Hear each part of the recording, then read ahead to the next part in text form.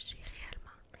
Puis il y a vraiment une relation très singulière qui va se créer entre les deux. Pratiquement, une grande partie de la trame sonore des Intouchables, c'est avec Ludovico Einaudi, qui est mon pianiste préféré. Personnellement, là, je m'en vais le voir. Ludovico Einaudi, je m'en vais le voir dans 2 semaines pour la première fois en vrai. Donc, pour moi, tout film avec une trame sonore, Ludovico Einaudi, est un film qui mérite d'être vu. Je vais pas rentrer dans les détails, mais Intouchable, c'est un film, je pense, qui mérite vraiment, vraiment d'être vu. Donc, je vous le recommande à 100%. Pour le prochain film, alors, c'est un top 10 où que ça peut changer un peu. Il y a juste Les Intouchables qui reste numéro 1. Il y a Indétrônable. Il y a mon numéro 2, ça serait Patch Adams. Patch Adams. Docteur Adams. Donc, Patch Adams, c'est un film là, qui est sorti en 1998. Mais c'est un film qui a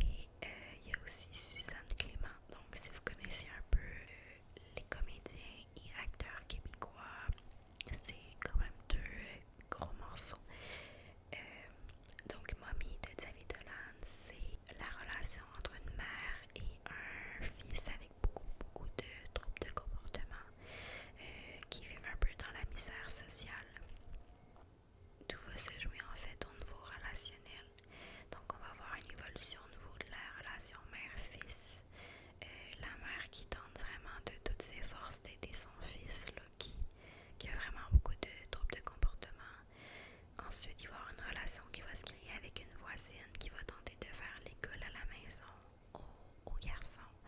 Donc, c'est drôle, c'est touchant. C'est toute sa vie de l'âne. Donc, c'est sûr que à certains égards, ça peut être avant-gardiste, mais en même temps, ça touche des vraies réalités. Ça peut être une initiation dans le monde québécois. Si vous n'en avez pas écouté de films québécois, parce que c'est sûr que la langue elle va être un petit peu plus crue. Donc, c'est une famille qui est plus dans la misère sociale. Donc, mais c'est touchant, c'est beau. Puis Anne Dorval, mais c'est une reine. Donc, ok. Je vais y aller pour mon numéro 5, qui est un film américain, mais probablement vraiment connu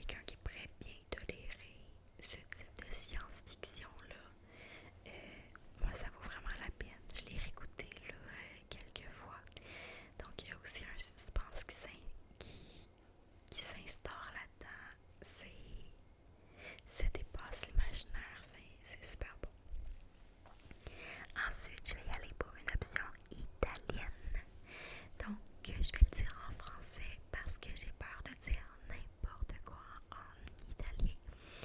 Mais c'est La vie est belle de Roberto Benigni.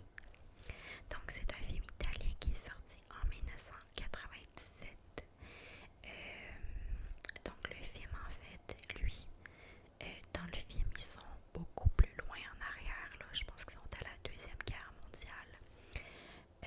Encore là, les détails, malheureusement, là, ça fait trop longtemps que je l'ai vu, mais c'est un film qui est toujours resté dans mon top 10 parce que ça allie le drame et l'humour.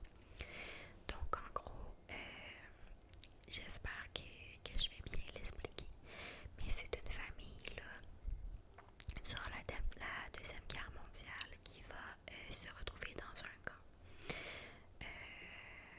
Un camp de nazis, je pense. Puis, dans toute cette histoire-là, le héros, c'est vraiment un papa. Donc, le papa, il va vraiment garder le moral des troupes. Il va vraiment, avec son fils, faire comme si c'était un jeu. Ce papa-là, je veux dire, c'est un film que tu vas autant rire que pleurer, on s'entend. Mais c'est un film, je pense, qui est aussi indétrônable, dans le sens que ce réalisateur-là, c'est un génie. Puis tu vas tellement t'attacher à cette famille-là, puis à ce papa-là qui a une résilience incroyable. C'est un peu un film qui marque, là. Donc, je peux juste pas l'enlever de mon top 10.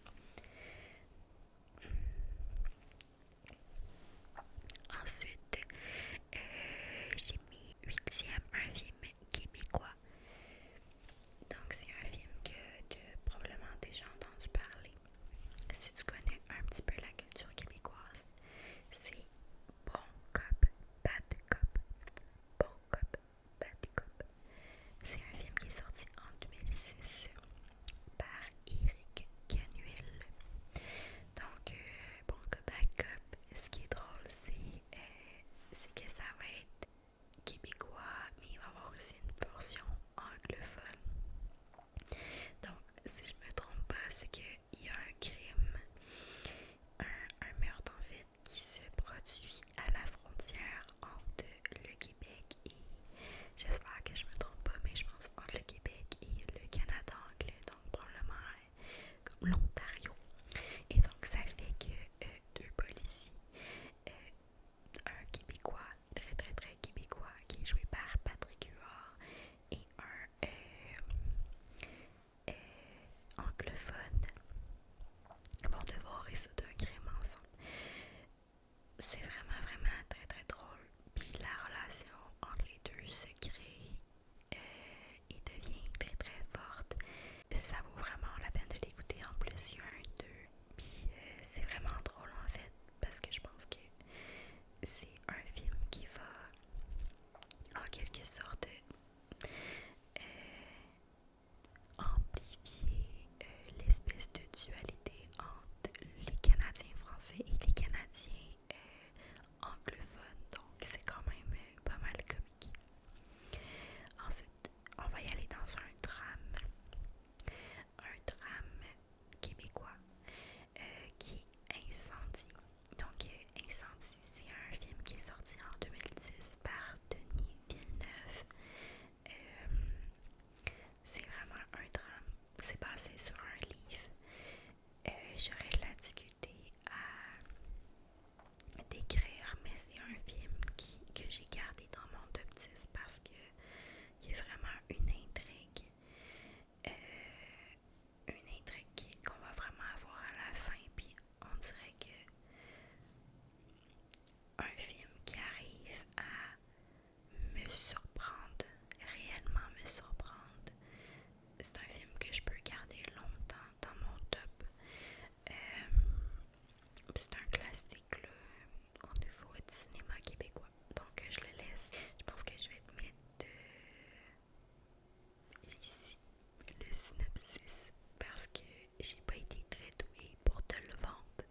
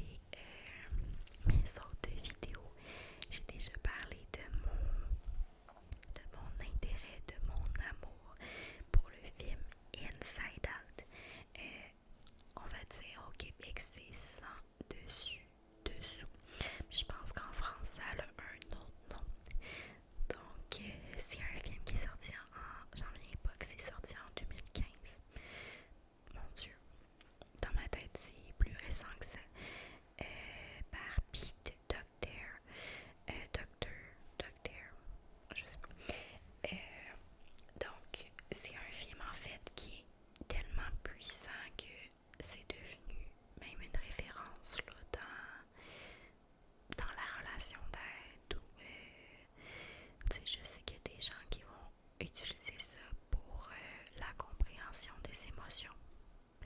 Donc, en fait, c'est un dessin animé où que au début, c'est un enfant, puis on va se retrouver un petit peu dans sa tête, puis chaque émotion va avoir une personnalité. Donc, il va avoir joie, colère, tristesse et tout. Il va se passer des événements, puis on va un peu comprendre comment fonctionne notre cerveau avec les émotions, avec les souvenirs et tout. Encore là, c'est un petit peu complexe à expliquer, mais ça vaut vraiment, vraiment la peine d'aller le voir parce que c'est un film que autant les enfants, les ados, les adultes vont aimer. Puis on dirait que on se l'approprie de la façon qu'on veut, mais ça aide vraiment à comprendre un petit peu comment fonctionnent nos émotions dans notre tête. Puis l'importance de chaque émotion. Donc voilà, ça ressemble à ça mon top 10. J'aimerais vraiment ça que tu me dises en commentaire si tu as déjà vu un de ces films-là. Puis si oui, ça serait lequel ton préféré. Puis mettons que ton film préféré il apparaît pas dans mon top 10. Dis-moi celui que il faut absolument que j'écoute là. Que sachant que j'aime un peu la science-fiction, j'aime les drames comédies, j'aime les